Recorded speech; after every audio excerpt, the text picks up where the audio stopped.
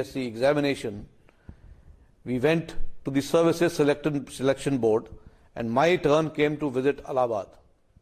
After a 4 to 5 day grueling training schedule and testing schedule that we were put through, the time finally came for the President's interview. We were all lined up and one by one we entered the room of the President, where the fate of all of us was to be decided on whether we were selected to join the National Defence Academy or not. My turn came and I entered the office. There was a brigadier rank officer who sat there to interview me. As a young student like most of you, I was overawed being in that hallowed precincts of his office. After having asked some mundane questions and put me at ease, he asked me about my hobbies.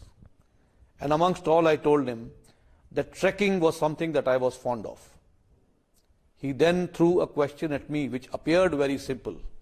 He said, if you were to go on a trek which was to last for 4 or 5 days, what is the most important thing that you would like to carry with you? And I mentioned that it was a matchbox. And then, of course, the discussion evolved around the matchbox, and he asked me why I had particularly selected this item as the most important item to be carried on treks of this nature. And I told him that if I had a matchbox, there is a lot of activities and events that I could do with that.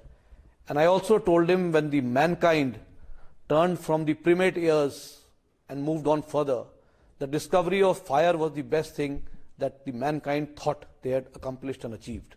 And I therefore felt that a matchbox was the most important part of my trekking gear.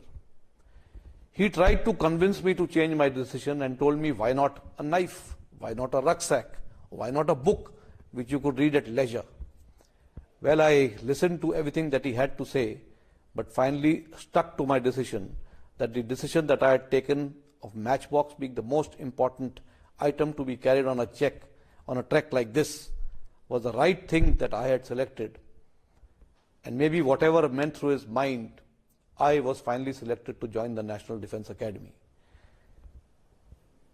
At hindsight, I felt that the decision that I had made and the fact that I stuck to my decision was possibly one of the reasons that led to my selection. So what I wish to highlight is that you will be faced with decision dilemmas day in and day out. But having once made a decision, you must strongly support your decision and go on ahead with that, because only then would you have set out on a mission to succeed. Take risks to become a leader. Why are risks necessary? Well, you can take a safe path, but if you follow a safe path without taking risks, there are chances of success and there are chances of failure.